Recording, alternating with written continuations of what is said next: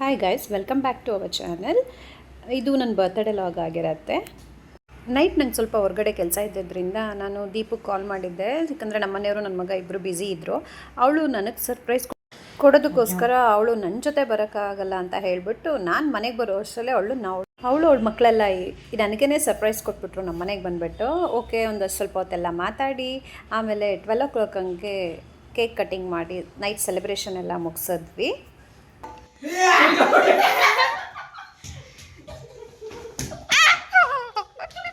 ಬೆಳಗ್ಗೆ ಎದ್ದು ಮನೇಲೆಲ್ಲ ಪೂಜೆ ಮುಗಿಸಿ ದೇವಸ್ಥಾನಕ್ಕೆ ಹೋಗಿ ಅಲ್ಲೆಲ್ಲ ಪೂಜೆ ಎಲ್ಲ ಮಾಡಿಸ್ಕೊಂಡು ಮನೆಗೆ ಬಂದು ತಿಂಡಿ ಪ್ರಿಪ್ರೇಷನ್ ಶುರು ಮಾಡಿದ್ವಿ. ಬೆಳಗ್ಗೆ ದೀಪು ನನಗೆ ಮಾರ್ನಿಂಗ್ ವಿಶ್ ಮಾಡೋದಕ್ಕೆ ಅಂತ ನಮ್ಮ ಮನೆಗೆ ಬಂದಿದ್ಲು. ಅವಳು ಸಹ ನನಗೊಂದು ಸ್ವಲ್ಪ ಹೆಲ್ಪ್ ಮಾಡಿಕೊಟ್ಲು. ಇಬ್ಬರೂ ಸೇರ್ಕೊಂಡು ತಿಂಡಿ ಎಲ್ಲ ಮಾಡಿ ಮುಗಿಸಿದ್ವಿ. ತಿಂಡಿ ಎಲ್ಲ ತಿಂದಾದ್ಮೇಲೆ ಅವಳಿಗೊಂಚೂರು ಬೇರೆ ಯಾವುದೋ ಫಂಕ್ಷನ್ ಇದ್ದಿದ್ದರಿಂದ ಅವಳು ಹೊರಡ್ತೀನಿ ಅಕ್ಕ, ಈವ್ನಿಂಗ್ ಹಂಗೆ ಸಿಗ್ತೀನಿ ಅಂತ ಹೇಳಿದ್ಲು.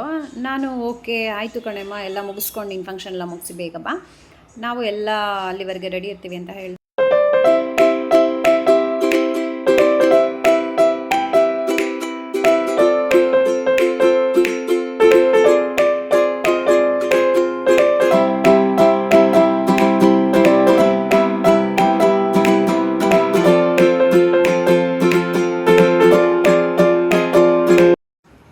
ಮಧ್ಯಾಹ್ನ ಹೊರಗಡೆ ಹೋಗೋಣ ಅಂತೇಳಿ ಅಷ್ಟರಲ್ಲಿ ನಮ್ಮ ಅತ್ತಿಗೆ ಕಾಲ್ ಮಾಡಿದ್ರು. ಅವರು ವಿಶ್ ಮಾಡೋಕ್ಕೆ ಅಂತ ಕಾಲ್ ಮಾಡಿದವರು ನಂಗೆ ಆ್ಯಕ್ಚುಲಿ ರಾಘವೇಂದ್ರ ಸ್ವಾಮಿ ಇಷ್ಟ ಅಂತ ಅವ್ರಿಗೆ ತುಂಬ ಚೆನ್ನಾಗಿ ಗೊತ್ತು. ಅದಕ್ಕೆ ಅಕ್ಕ ಮಠಕ್ಕೆ ಹೋಗಿದ್ದು ಬರೋಣ ಅಂತ ಕೇಳಿದ್ರು.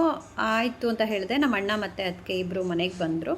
ನಾನು ನಮ್ಮ ಮನೆಯವರಿಬ್ರು ನಮ್ಮ ಅಣ್ಣ ಅತ್ತಿಗೆ ಜೊತೆ ಮಠಕ್ಕೆ ಹೋದ್ವಿ. ಅಲ್ಲಿ ದರ್ಶನ ಎಲ್ಲ ತುಂಬ ಚೆನ್ನಾಗಾಯಿತು. ಆ್ಯಕ್ಚುಲಿ ಇದು ಚಿಕ್ಕಹಳ್ಳಿಲಿರೋ ಅಂಥ ರಾಘವೇಂದ್ರ ಸ್ವಾಮಿ ಮಠ. ಇಲ್ಲಿ ರಾಘವೇಂದ್ರ ಸ್ವಾಮಿ ಅಷ್ಟೇ ಅಲ್ಲದೆ ಶಿವ, ಪಾರ್ವತಿ, ಸುಬ್ರಹ್ಮಣ್ಯೇಶ್ವರ, ಶ್ರೀನಿವಾಸ ಎಲ್ಲ ದೇವ್ರ ಮೂರ್ತಿಗಳನ್ನೂ ಸಹ ಇಟ್ಟಿದ್ದಾರೆ. ದರ್ಶನ ತುಂಬ ಚೆನ್ನಾಗಾಯಿತು, ಪ್ರಶಾಂತವಾಗಿದೆ.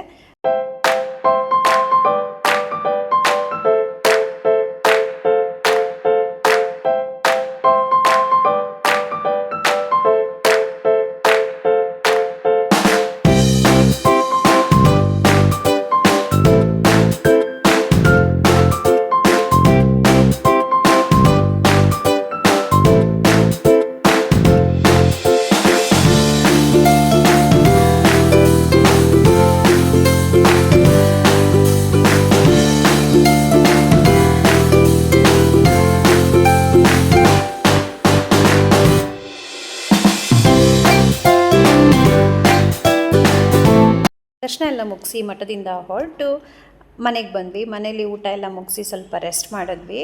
ಸಂಜೆ ನನ್ನ ಮಗ ಮತ್ತು ನಮ್ಮ ಮನೆಯವರು ಇಬ್ಬರೂ ಹೋಟೆಲಿಗೆ ಕರ್ಕೊಂಡೋಗಿ ಸರ್ಪ್ರೈಸ್ ಕೊಟ್ಟರು. ಅಲ್ಲಿಗೆ ದೀಪು ಮತ್ತು ಅವ್ರ ಫ್ಯಾಮಿಲಿನೂ ಸಹ ಜಾಯ್ನ್ ಆಗಿದ್ದರು. ಇದ್ರದ್ದು ಯಾವುದೇ ಥರ ಪ್ಲ್ಯಾನಿಂಗ್ಸ್ ನನಗೆ ಗೊತ್ತಿರಲಿಲ್ಲ. ಅವರೆಲ್ಲ ಸರ್ಪ್ರೈಸಾಗಿ ಇದನ್ನು ಅರೇಂಜ್ ಮಾಡಿದರು. ಇವರೆಲ್ಲ ಸೇರಿಕೊಂಡು ನನ್ನ ಬರ್ಡೇನ ಇಯರ್ ತುಂಬ ಸ್ಪೆಷಲಾಗಿ ಸೆಲೆಬ್ರೇಟ್ ಮಾಡಿದ್ರು. ಈ ಡ್ರೆಸ್ ಆ್ಯಕ್ಚುಲಿ ನಂಗೆ ತುಂಬ ಇಷ್ಟ ಆಯಿತು. ಇದನ್ನು ಆ್ಯಕ್ಚುಲಿ ಸೆಲೆಕ್ಟ್ ಮಾಡಿದ್ದು ನಮ್ಮ ಮನೆಯವರು. ನಾನು ತುಂಬ ದಿನದಿಂದ ನನ್ನ ಮಗನಿಗೆ ಹೇಳ್ತಾ ಇದ್ದೆ ಒಂದು ಗಾಗಲ್ಸ್ ತೊಗೋಬೇಕು ಅಂತ ಹೇಳಿ ನಾನು ಸುಮ್ಮನೆ ಆಗಿಬಿಟ್ಟಿದ್ದೆ. ಆದರೆ ಅವನು ಅದನ್ನು ಮನಸ್ಸಲ್ಲಿ ಇಟ್ಕೊಂಡು ನನಗೆ ನನ್ನ ಬರ್ಡೇ ಸ್ಪೆಷಲ್ ಅಂತ ಇದನ್ನು ಗಿಫ್ಟ್ ಮಾಡ್ದ. ನಂಗೆ ತುಂಬಾ ಖುಷಿ ಆಯಿತು.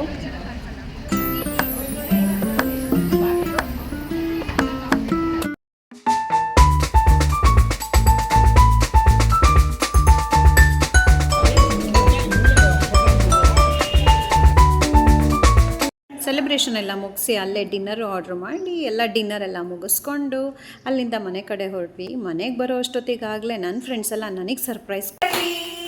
ಸೌಖ್ಯ ಶಾಂತಿಯು ನಿಮ್ಮದಾಗಲಿ, ಜನ್ಮದಿನವಿದು ನಿಮ್ಮದಾಗಲಿ, ಶಾಂತಿ ಸೌಖ್ಯವು ನಿಮ್ಮದಾಗಲಿ.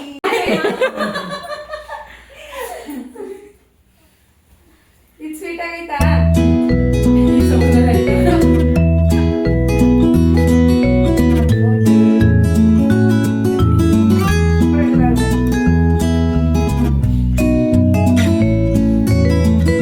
ನಮ್ಮ ಫ್ರೆಂಡ್ಶಿಪ್ಪು ನಿನ್ನೆ ಮೊನ್ನೆ ಶುರುವಾಗಿರೋ ಅಂಥದ್ದಲ್ಲ. 10-12 ವರ್ಷದಿಂದನೂ ನಮ್ಮ ಫ್ರೆಂಡ್ಶಿಪ್ ಹಿಂಗೆ ಬರ್ತಾಯಿದೆ.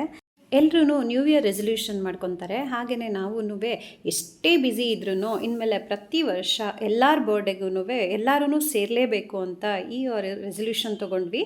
ಅದೇ ರೀತಿ ಎಲ್ಲರೂ ನಡ್ಕೋತಾರೆ ಅಂತ ಅಂದ್ಕೊಂಡಿದ್ದೀನಿ. ಇದು ನನ್ನ ಬರ್ಡೇಯಿಂದನೇ ಶುರುವಾಗಿದ್ದಂತೂ ನನಗೆ ತುಂಬಾ ಖುಷಿ ಆಗ್ತಾ ಇದೆ. You are all made my day. Thank you guys. ನಮ್ಮ ಫ್ರೆಂಡ್ಶಿಪ್ ಹಿಂಗೆ ಕಂಟಿನ್ಯೂ ಆಗಲಿ, ನಾವೆಲ್ಲ ಇದನ್ನು ಕಾಪಾಡ್ಕೊಳ್ಳೋಣ ಅಂತ ಹೇಳ್ತೀನಿ. ಫ್ಯಾಮಿಲಿ ಮತ್ತು ಫ್ರೆಂಡ್ಸ್ ಜೊತೆ ತೊಗೊಂಡಿರೋ ಫೋಟೋಸ್ನೆಲ್ಲ ಆ್ಯಡ್ ಮಾಡಿದ್ದೀನಿ. ಈ ವಿಡಿಯೋ ನಿಮ್ಗೆ ಇಷ್ಟ ಆಗಿದೆ ಅಂತ ತಿಳ್ಕೊತೀನಿ. ಈ ವಿಡಿಯೋ ನಿಮ್ಗೆ ಇಷ್ಟ ಆಗಿದ್ದರೆ ಲೈಕ್ ಮಾಡಿ, ಶೇರ್ ಮಾಡಿ, ಕಮೆಂಟ್ ಮಾಡಿ, ಹಾಗೆ ಸಬ್ಸ್ಕ್ರೈಬ್ ಮಾಡಿ. Thank you for watching.